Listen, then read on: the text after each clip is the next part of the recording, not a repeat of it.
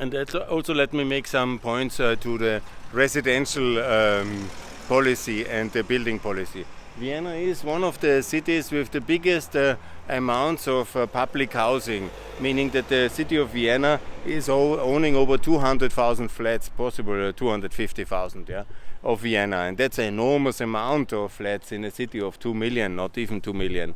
So imagine, that's in generally now applauded because we have this very left-leaning kind of socialist trend that housing should be a kind of public good and everybody should live free and, against one family houses and all this nonsense. But, look at it. It's a very good symbol. SPÖ, that's the Socialist Party of Austria, Social Democratic. And look at it here in 15th district. Yeah, I mean, you think you are in Eastern Europe. Then over there, yeah, it's already a renovated house with private investors, I'm sure, yeah. And here it's the public investment condition of that block. It's a typical block from the 1930s, communal housing, but lack of investment, and then it looks like that, yeah. Instead of really decent social housing, like there's also a lot of that, really decently developed by private societies or by building societies. That's very good, I'm absolutely in favor of social housing as well as a part of urban development. It's very necessary here in Vienna. But when you have this decline and this kind of underinvestment, it is wrong.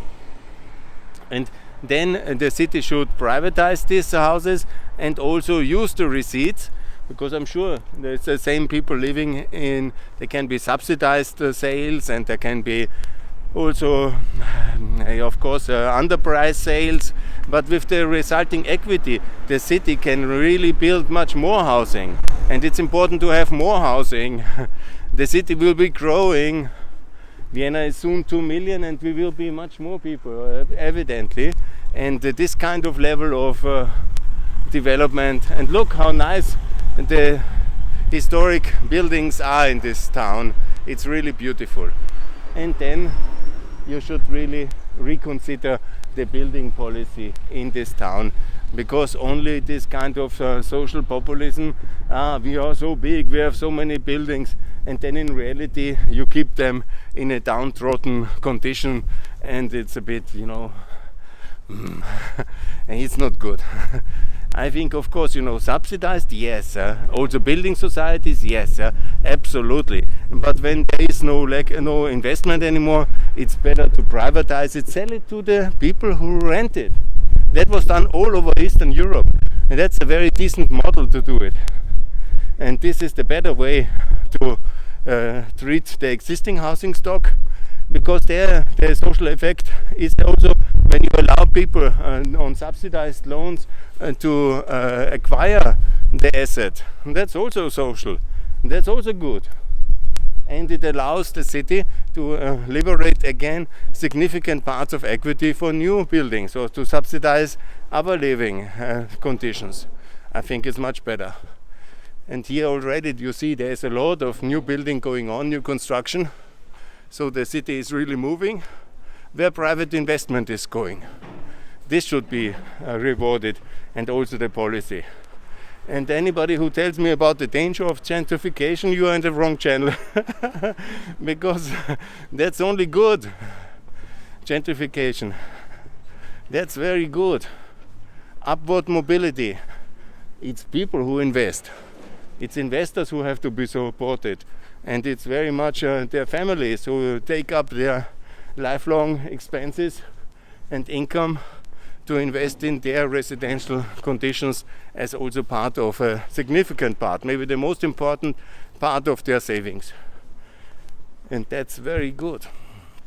So reconsider the building policy, and also make sure that this existing, little bit downbeaten, I don't use the word slum anymore, I get reprimanded. But there's so much, even this totally unknown part of the 15th district. Look, it's beautiful. Gentrified a bit. And I think it will be much better than what we have at the moment. Prices will rise, and basically the people who have them already will benefit.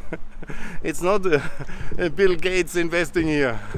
It's Mr. XY, Austrian Mustermann residence, or I have Mr. Schmidt from here. This is the reality. And this rises the prosperity level of cities. It's the investments of millions of families deciding to buy their apartments. This makes a city nice, and we need a better building policy in Vienna and a better residential building policy, absolutely. And there must be an analysis of the existing stock of residential buildings, and then one by one must be analyzed what is useful, what is really good.